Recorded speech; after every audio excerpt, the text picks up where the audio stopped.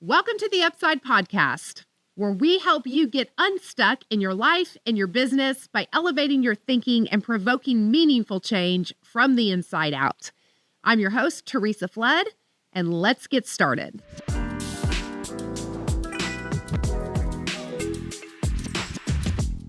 So today's episode, I want to talk to you as a recovering perfectionist. And I would gather there's a few of you listening that may fall into the perfectionism trap. And I'm just going to tell you right now, perfectionism is totally overrated. And when we can learn to break free of the absolute myth of perfection, it will cause you to get unstuck in your life. So the thing about perfectionism is that it causes total paralysis. So I look back on my life and there are quite a few things. I'm going to be honest. There was a long stint of my life that I didn't have a lot of failure because I never tried anything that I couldn't do. Nothing that I thought I would fail at would I ever have put myself out there to do, because if I didn't have a perfect record, I would never even attempt it.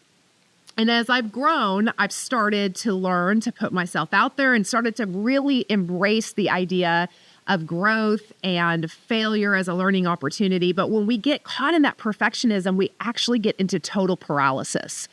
And some of us may think we have a procrastination problem. What we actually may have is a perfectionism problem.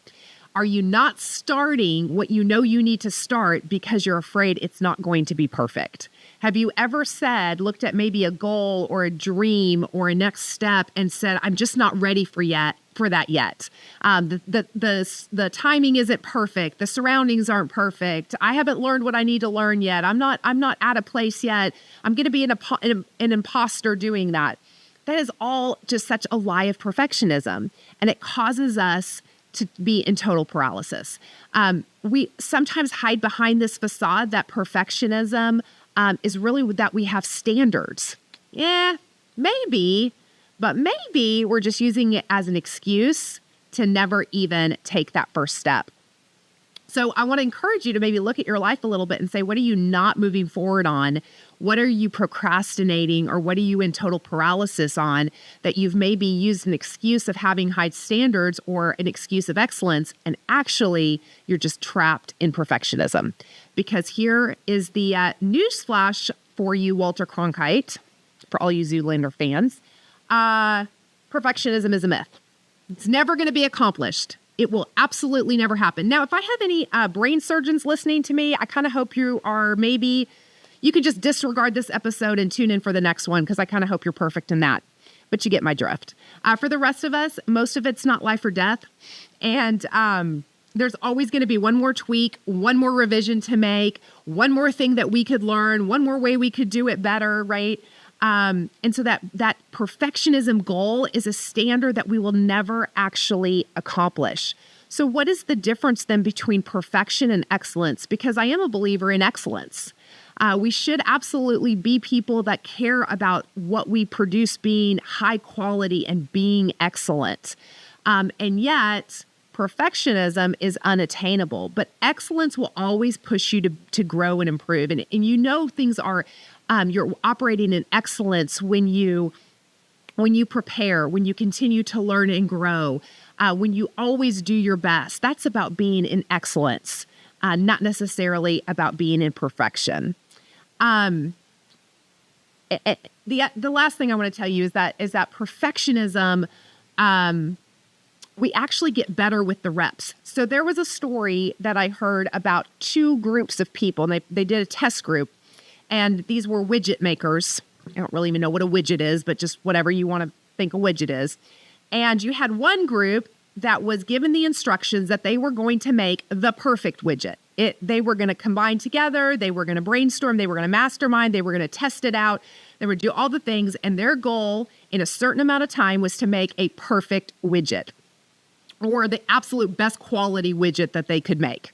And the second group, they had the same amount of time, but they were told you need to make as many widgets as you can make. We're not so worried about the quality. We just want you to mass produce and make as many of these little guys as you possibly can. And the interesting thing is, at the end of the day, You would have thought that maybe the group that that was focused on the quality made the best widget. But what actually happened is the group that was focused on the quantity made the best widget. Why is that? Because the perfection, the growth, the getting better just happens in the reps. The more we do something, the better we're going to get at it. It doesn't matter how talented we are. The first time we do something new is not going to be as good as the next time, and certainly not going to be as good as we're going to be a year from now or 10 years from now or a lifetime of doing something. So the growth happens in the reps. Don't underestimate the importance of the quantity of what we're doing, because in the quantity, that's really when the quality starts to happen. So I'm going to give you 3 actionable takeaways to help you break free from perfectionism and get unstuck and get moving with your goals and your dreams. So the first thing is, y'all, you got to start before you're ready. Just do it. Just go. Start before you're ready.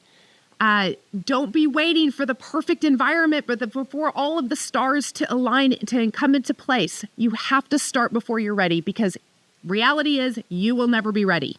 You will never be ready if you're not willing to just start before you're ready. Take that first step, even if it feels messy and scary.